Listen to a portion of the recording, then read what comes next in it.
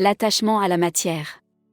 Ne pas s'attacher, ne pas s'attendre aux résultats de la vie, et puis la vie n'a rien d'effrayant, si tu ne t'attaches pas aux résultats, dès que tu n'as plus d'attachement pour les résultats, tu évolues en un être sans attente et sans aucune connexion avec la matière visible.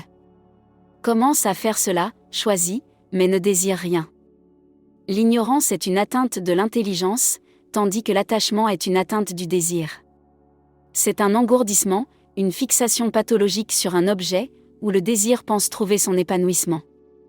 Le désir grandit en croyant qu'il peut trouver son apaisement, son calme, sa consolation dans l'attachement à la matière visible. Le désir croit qu'il peut trouver son contentement, sa paix, une satiété dans un repos. L'enseigneur aborde ici la question de l'attachement à la matière. Si par matière, nous entendons bien tout ce qui est composé et qui sera un jour décomposé, il ne s'agit pas alors seulement de nos mottes de terre, de nos propriétés à la campagne, de nos coffres à bijoux ou de nos comptes en banque, cela peut être aussi une personne ou des personnes, une société ou une patrie, dès que nous en faisons un objet qui nous appartient. C'est en ce sens que Jésus, par exemple dans d'autres évangiles, nous demande de ne pas amasser des trésors sur la terre, où les mites et la rouille détruisent et les cambrioleurs forcent les serrures pour voler. Amassez-vous plutôt des trésors dans le ciel, où il n'y a ni mythe ni rouille pour détruire, ni cambrioleurs pour forcer les serrures et voler. Car ton cœur sera toujours là où est ton trésor de ta foi, dans ton espérance de ton amour, avec une joie constante, dans la paix intérieure du repos de ton âme. La convoitise pour l'attachement ne consiste qu'en un objet de plaisir ou de plaisir potentiel. En réalité, elle néglige le sujet de la relation, intime et individuelle avec tout ce qui est.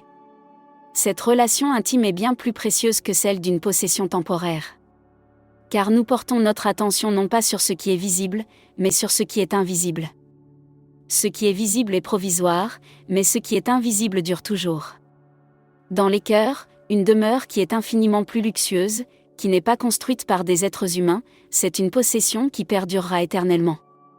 Nos idéologies, nos croyances sont également composées d'images, de concepts, et nous pouvons y être encore plus attachés qu'aux personnes que nous désirons et aux objets que nous possédons. Cela aussi aliène notre liberté, cela aussi explique la dépossession de l'individu, c'est-à-dire la perte de sa maîtrise de soi, la perte de sa liberté, la perte de sa propre force au profit d'une autre entité. Cela aussi nous rend dépendants et engendre cette contre-nature qu'observe l'enseigneur. Ne vous laissez pas entraîner par le mauvais désir, ne vous laissez pas emporter par ce gémissement, car notre désir est grand, c'est d'être revêtu de notre habitation céleste. Évidemment, ne faites pas comme la masse qui ne connaît pas véritablement celui qui est. Vous demandez en prière et vous ne recevez rien ? C'est que vous demandez mal. Vous demandez seulement pour satisfaire vos désirs aliénés. Vous voulez tout gaspiller les ressources de la terre pour vos plaisirs. Est-ce que vous pensez que vous trompez celui qui est ? Vous n'êtes que des infidèles à celui qui est. Pourquoi ne manifestez-vous pas de l'appréciation en priant pour ce qui est déjà offert en ce moment précis ? Vous ne réalisez donc pas ceci, aimer le monde, le système institutionnel mondial, c'est être attaché. Donc, cela veut dire que c'est détester la personne qu'on est. Celui qui veut être l'ami du système institutionnel du monde dans l'attachement se rend donc ennemi de lui-même. Ce n'est sûrement pas pour rien que les livres saints disent « Celui qui est, aime très vivement l'esprit qu'il a mis en nous ». Réclamez avec détermination l'esprit qu'il a insufflé en nous. Celui qui est en nous, l'esprit que Dieu a fait entrer en nous par le souffle sacré, avec des désirs ardents de l'amour, de la joie constante, de la foi en l'espérance en harmonie, en communion avec le grand Esprit Saint. Soyez animés par un profond désir de bienveillance, de tolérance, de compassion, de charité, de maîtrise de soi, de douceur, de fidélité, de sagesse, de patience, de pardon et de partage. Il est important de se souvenir que Dieu nous offre un cadeau encore plus grand que nous-mêmes, ce cadeau est le fruit d'une relation passionnée avec lui, sans aucune limite.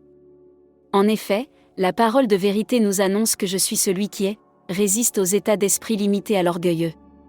Ainsi il traite les petits enfants qui manifestent un cœur humble, avec une bienveillance immense. Alors aimez Dieu, ainsi que l'Esprit qui est en vous, qui habite désormais en vous depuis la nuit des temps. Maintenant, mettez toute votre force dans la résistance aux pensées négatives. Par la suite, le négatif s'éloignera de vous. N'ayez pas peur de vous approcher de Dieu, vous le ressentez déjà à quel point Dieu s'approche de vous du cœur.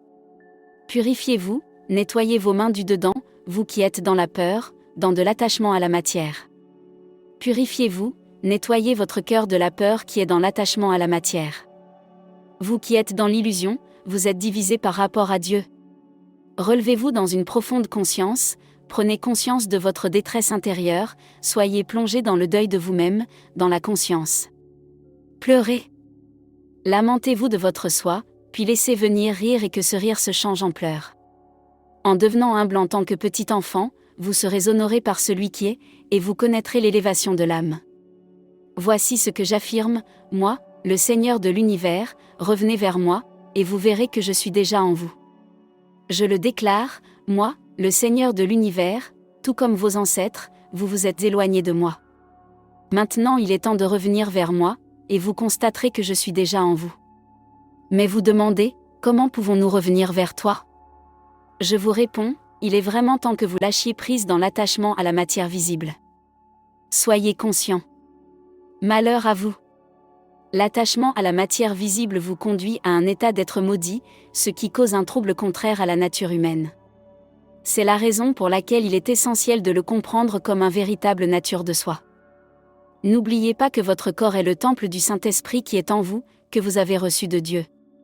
Je l'affirme, moi, le Seigneur de l'univers, vous pouvez vérifier que je vous dis la vérité. Conduisez-vous comme moi ? Je m'efforce de plaire à moi-même, je ne cherche pas à plaire aux autres personnes, tout comme le système l'enseigne. Il est crucial de comprendre que la seule vérité est que vous êtes déjà sauvés. L'amour absolu est la clé du salut. Parce que l'amour ne crée aucune honte, l'amour n'est pas égoïste, il ne s'irrite pas et n'éprouve pas de rancune. Nous, qui sommes puissants pour faire face à la peur, nous devons accompagner les autres dans leur faiblesse émotionnelle, sans chercher notre propre satisfaction. Cherchons tous la satisfaction de notre être intérieur pour nous aider à grandir dans la foi, l'espérance et l'amour. Vous observerez ensuite, pendant que j'ouvrirai pour vous les réservoirs de l'abondance, comme cela fut le cas pour la manne et l'eau vive qui proviennent du ciel. Il n'est jamais dit que la matière visible, ainsi que les personnes et les objets, sont nuisibles ou mauvais en soi. Cependant, c'est surtout notre dépendance excessive aux choses visibles qui est temporaire, ce qui détruit la connexion avec tout ce qui est. Observons attentivement le mot en grec, le mot « pathé », qui va donner en français « pathos », pathologie, qui est « contre nature ». L'enseigneur pense que ce n'est pas naturel de s'attacher ainsi à ce que, selon par notre connaissance, nous savons être passagers et transitoires. Il est tout à fait naturel d'aimer les personnes et les choses pour ce qu'elles sont. Mais vouloir faire durer ce qui, par nature, n'est pas fait pour durer, relève, sinon de la démence, du moins de la plus élémentaire stupidité. Maintenant, apprenez à lâcher prise et à laisser aller. Il est important de ne pas dire qu'autrefois, c'était mieux qu'aujourd'hui. Quelle est la raison pour laquelle il ne faut pas le dire ? Parce que la personne qui pose cette question ne fait pas preuve de sagesse, car la sagesse a autant de valeur qu'un héritage.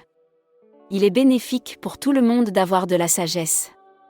C'est pourquoi je vous dis, soyez en harmonie, et si vous êtes déréglé, inspirez-vous des représentations de votre vraie nature, qui est déjà au fond de vous, dans l'invisible, qui sont la foi, l'espérance et l'amour. Libère ton esprit. Trouvez le repos pour vos âmes.